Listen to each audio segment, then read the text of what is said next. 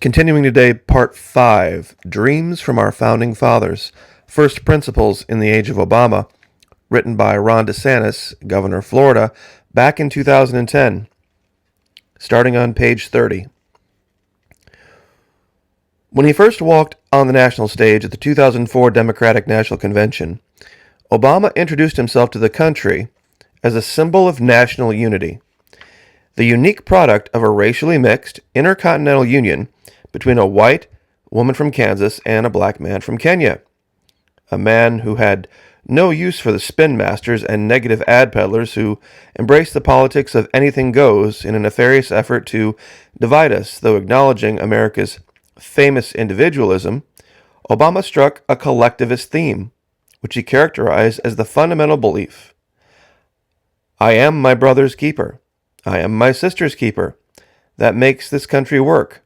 He paid tribute to the greatness of America by proclaiming that as a product of an quote-unquote improbable love between someone from Kansas and Kenya, in no other country on earth is my story even possible. The speech was a stupendous success. Obama delivered it with deftness and projected the image of a post-partisan, racially diverse candidate with national appeal. That Obama connected with a vast swath of voters from across the country was an impressive political achievement for someone like Obama, who was the product of a narrow set of left-of-center political influences that are hardly rooted in the nation's founding principles. Virtually every major influence in his life is readily identifiable with leftist politics. He has called his mother the dominant figure in my formative years. The values she taught me continue to be my touchstone when it comes to how I go about the world of politics. Stanley Ann Dunham was born in Wichita, Kansas during World War II, and Obama has frequently touted this fact as a way to wrap himself in the values of the American heartland. There is, however, little evidence that Dunham embraced those values, and quite a bit to suggest that she rejected them. For one thing, Dunham flatly rejected religion. Particularly organized churches, she touted herself as an atheist, and it was something she'd read about and could argue, recalled Maxine Box, the best friend of Dunham in high school in Seattle, Washington. She was always challenging and arguing and comparing. She was already thinking about things that the rest of us hadn't.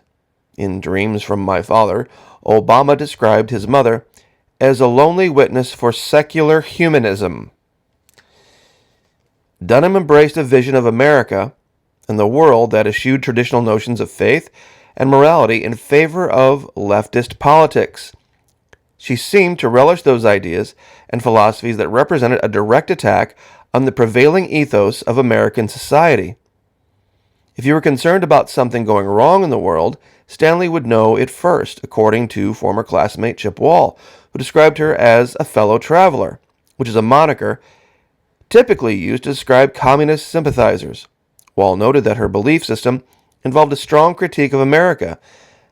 The press is dumbed down, education is dumbed down, people don't know anything about geography or the rest of the world.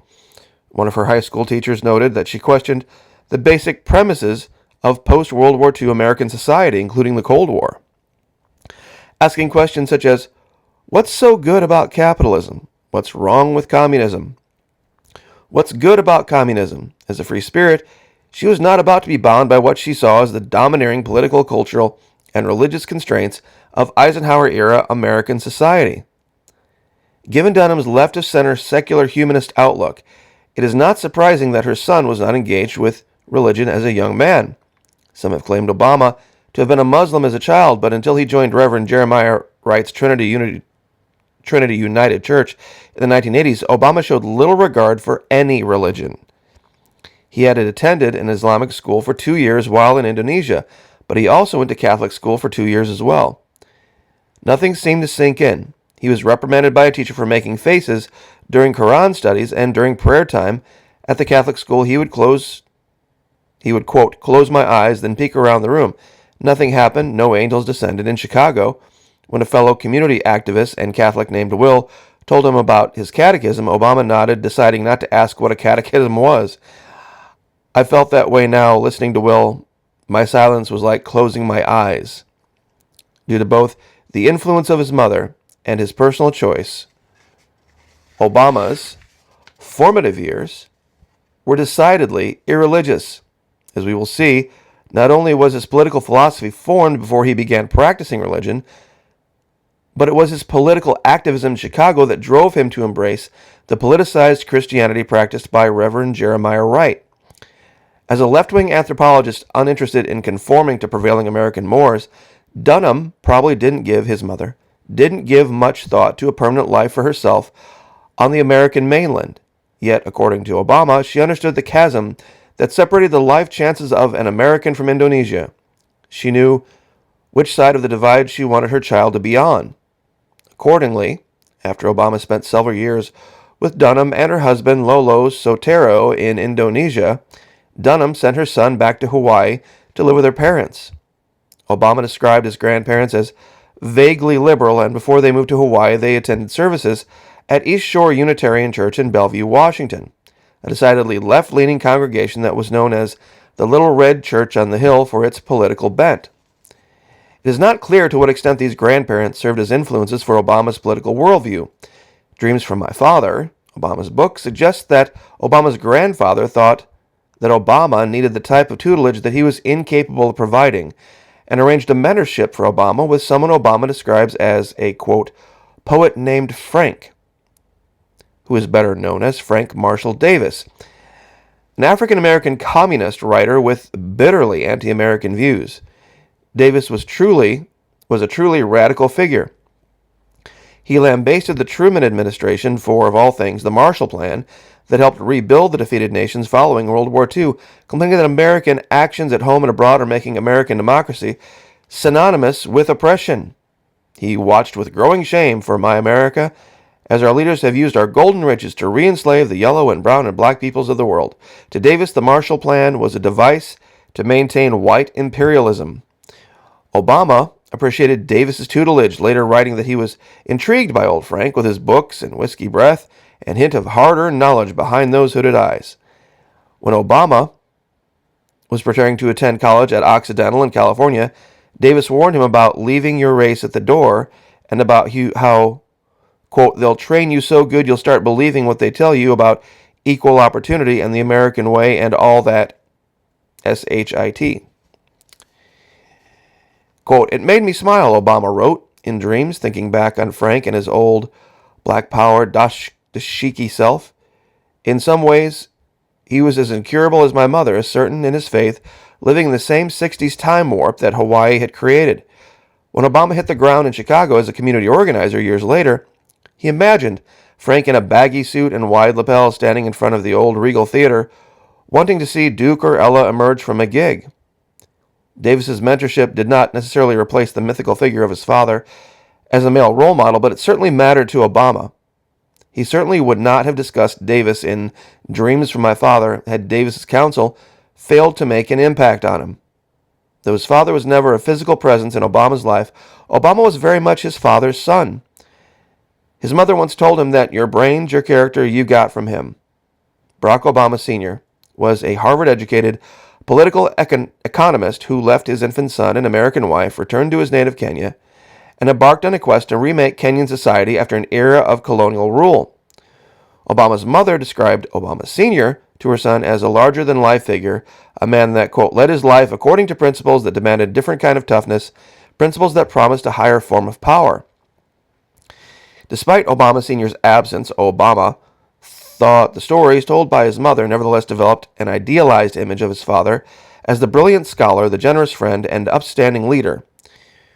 And perhaps for this reason, Obama dedicated his first autobiography, which he wrote when he was in his early 30s, to the dreams he received from his father, undertaking what he called, quote, a very personal journey to piece together my father's story and figure out who he was.